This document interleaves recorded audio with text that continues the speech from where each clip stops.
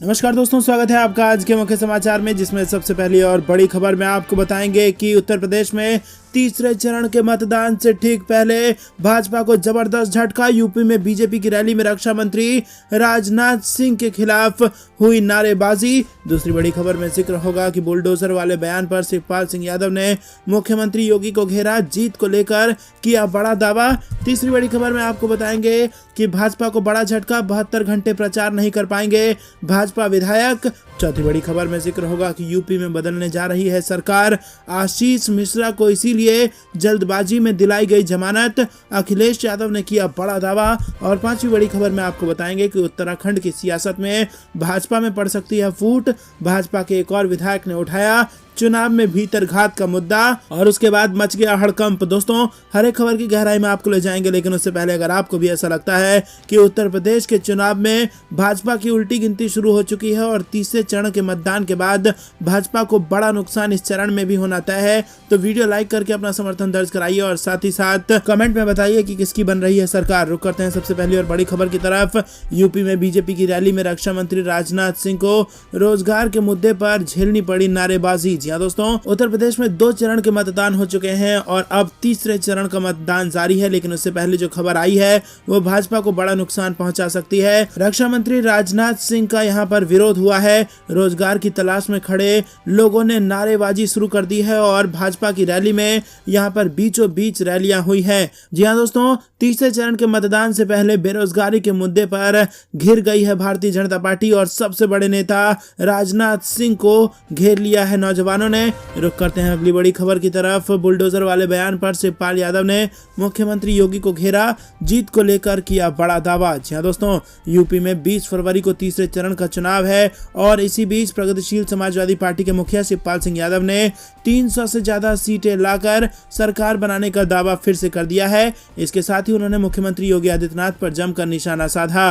शिवपाल सिंह यादव ने योगी पर निशाना साधते हुए कहा कि एक मुख्यमंत्री को बुलडोजर चलेगा, ठोक दिया जाएगा, इस तरह की बातें नहीं कहनी चाहिए, ये पद की गरिमा के खिलाफ है। 10 मार्च को जैसे ही नतीजे आएंगे बीजेपी के सब लोग ठंडे हो जाएंगे। और इसके साथ ही उन्होंने कहा कि इस बार गठबंधन 300 से ज्यादा सीटें लेकर आएगा। इससे पहले पीलीभीत में योगी आदित्यनाथ जनसभा को संबोधित करने पहुंचे थे और इस दौरान उन्होंने पिछली सरकारों पर जबरदस्त हमला बोला था, लेकिन अब उसी के पलटवार में यहां पर शिवपाल सिंह यादव ने कहा है कि जिस प्रकार की भाषा का वो इस्तेमाल करते हैं वो मुख्यमंत्री के पद की गरिमा के खिलाफ है और इसी के साथ 300 से ज्यादा सीटें जीत के आ रही है गठबंधन। ये दावा फिर से दोहराया है शिवपाल यादव ने। रुक करते हैं अगली बार नहीं कर पाएंगे भाजपा विधायक। उत्तर प्रदेश में वोटरों को धमकाने के आरोप में चुनाव आयोग ने शनिवार को तेलंगाना से भाजपा विधायक टी राजा सिंह को चुनाव प्रचार करने पर 72 घंटे की रोक लगा दी है। साथ ही तेलंगाना के मुख्य निर्वाचन अधिकारी को विधायक के खिलाफ संबंधित धाराओं में FIR दर्ज करने के भी आदेश दिए गए हैं। प्रचार पर रोक शनिवार शाम 6 बजे से लागू हो गई है। चुनाव आयोग ने यह कार्रवाई एक वीडियो क्लिप का संज्ञान लेते हुए किया है, जिसमें विधायक टी राजा सिंह कहते दिख रहे हैं कि जो भाजपा को वोट नहीं करेगा उन्हें पता होना चाहिए कि योगी जी ने हजारों बुलडोजर और JCB मंगवाई हुई है। इसका मतलब जानते हैं, अगर यूपी में रहना है तो योगी योगी कहना है, नहीं तो यूपी छोड़ दीजिए। तो दोस्तों, सीधा सीधा धमकाया गया है भाजपा के नेता द्वारा उत्तर प्रदेश की जनता को। तो क्या इस डर के माहौल में जनता का वोट लेना चाहती है भाजपा? आपको क्या कुछ लगता है कमेंट में जरूर बताइए। लेकिन उससे पहले अगर आपको भी ऐसा लगता है कि आज जब तीसरे चरण का मतदान हो रहा है तो जनता इस धमकी का बदला जरूर लेगी, तो वीडियो अभी तक लाइक नहीं किया है तो लाइक जरूर कीजिए दोस्तों, और ज्यादा लोगों तक इस वीडियो को शेयर कीजिए ताकि सबको पता चल सके कि धमका के वोट मांगने का सिर्फ और सिर्फ नुकसान ही होता है। रुक करते हैं अगली बड़ी खबर की तरफ। यूपी में बदलने जा रही है सरकार, इसीलिए आशीष मिश्रा को भाजपा ने जल्दबाजी में दिला दी जमानत। अखिलेश यादव का भाजपा पर हमला। जी हां दोस्तों, समाजवादी पार्टी के राष्ट्रीय अध्यक्ष अखिलेश यादव ने खीरी कांड को लेकर भारतीय जनता पार्टी को जमकर घेरा। अखिलेश यादव ने कहा कि जिन्हें जमानत मिल गई है उन्हें जनता की अदालत में अभी जमानत नहीं मिली है। सभी जगहों पर जनता बीजेपी की जमानत जब्त करेगी। शनिवार को सपा अध्यक्ष अखिलेश यादव लखीमपुर में एक चुनावी जनसभा को संबोधित कर रहे थे। अपने 44 मिनट के भाषण में अखिलेश यादव ने लखीमपुर खीरी कांड को लेकर जमकर हमला बोला। अखिलेश यादव ने कहा कि तिकोनिया कांड के लिए मंत्री पुत्र और भाजपा की सरकार जिम्मेदार जिम्मेदार है। मंत्री पुत्र की जमानत पर टिप्पणी करते हुए अखिलेश यादव ने कहा कि ये लोग जमानत इतनी जल्दी इसीलिए करा रहे हैं क्योंकि इनको पता है कि अब सरकार बदलने वाली है और सरकार बनी तो पैरवी भी समाजवादी पार्टी ढंग से करेगी और इन अपराधियों को सजा दिलाने का काम किया जाएगा।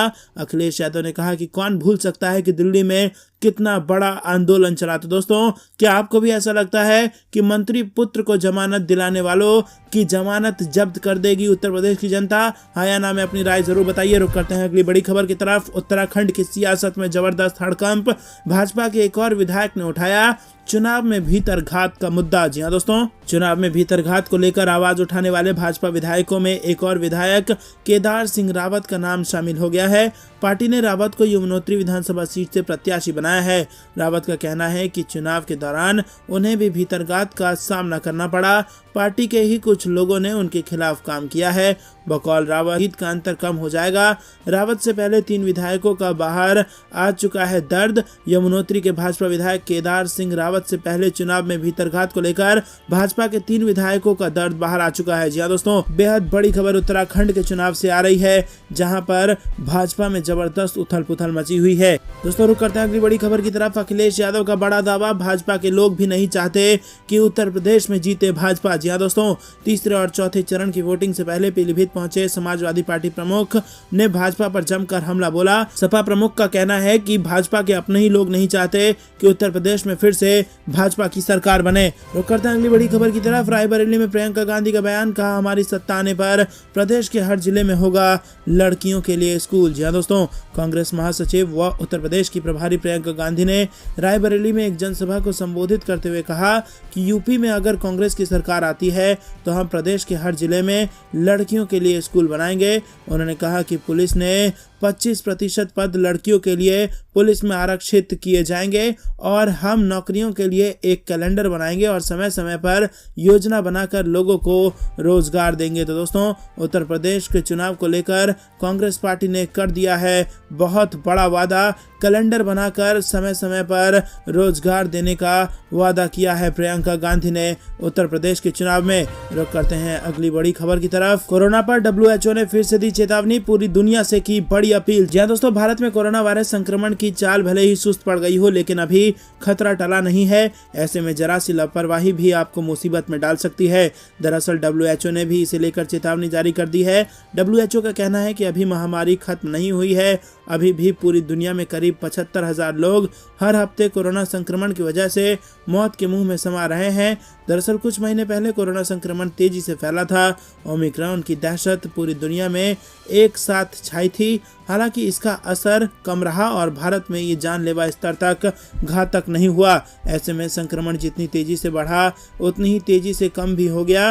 वहीं WHO की इस चेतावनी के मुताबिक ऐसा नहीं है कि महामारी खत्म हो गई हो। इससे बेपरवाह होने की जरूरत नहीं है क्योंकि अफ्रीका जैसे देश में अभी भी 83% को कोरोना की वैक्सीन नहीं लगी है। ओमिक्रॉन वेरिएंट धीमा जरूर पड़ा है लेकिन अभी पूरी तरह से खत्म नहीं हुआ है। दोस्तों, रुककर हिजाब विवाद को लेकर बीजेपी नेतृत्व में बढ़ी बेचैनी। दिल्ली में नेताओं ने साधी चुप्पी। जी हाँ दोस्तों, डर रही है भारतीय जनता पार्टी। कर्नाटक सरकार के द्वारा स्कूल यूनिफॉर्म वाले आदेश पर पुनर्विचार के संकेत और मध्य प्रदेश के शिक्षा मंत्री द्वारा दिए गए यूनिफॉर्म ड्रेस कोड वाले बयान से बीजेपी की दूरी के बीच बीजेपी नेतृत्व में हिजाब विवाद की वजह से अलग अलग जगहों पर चल रहे आंदोलन को लेकर बेचैनी बढ़ी हुई है। दरअसल दोस्तों, सूत्रों के अनुसार एक भावना ये भी है कि कर्नाटक सरकार और राज्य की भाजपा इकाई ने यूडीपी में कुछ कॉलेज में छात्राओं के एक छोटे समूह को विरोध प्रदर्शन करने की अनुमति दी है ताकि ये मामला फैले और उच्च न्यायालय तक पहुंचे और राष्ट्रीय चर्चाओं में शामिल हो। दोस्तों, रुक करते हैं अगली बड़ी खबर की तरफ। मतदान के बाद स्ट्रांग रूम तक ईवीएम का पीछा करें, समाजवादी पार्टी का कार्यकर्ताओं को आदेश। जी हाँ दोस्तों, आपको बता दें कि उत्तर प्रदेश में चुनाव के 2 चरण बीत चुके हैं और आगामी 20 जनवरी को राज्य में तीसरे चरण का मतदान होना है। ऐसे में जहां एक तरफ सभी पॉलिटिकल पार्टियां वोटर्स को लुभाने में जुटी हुई हैं तो दूसरी तरफ समाजवादी पार्टी ईवीएम को लेकर काफी अलर्ट मोड में है।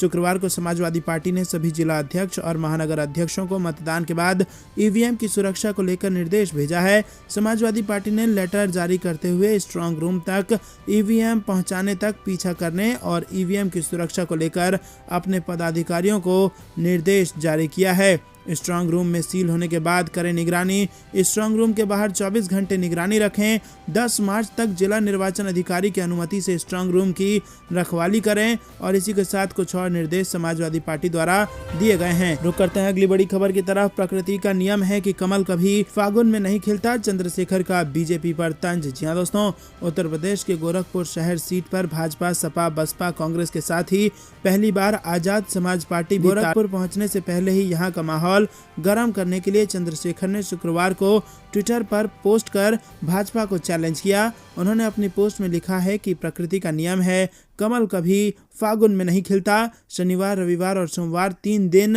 रहकर चंद्रशेखर गोरखपुर में घर घर जाकर प्रचार करेंगे।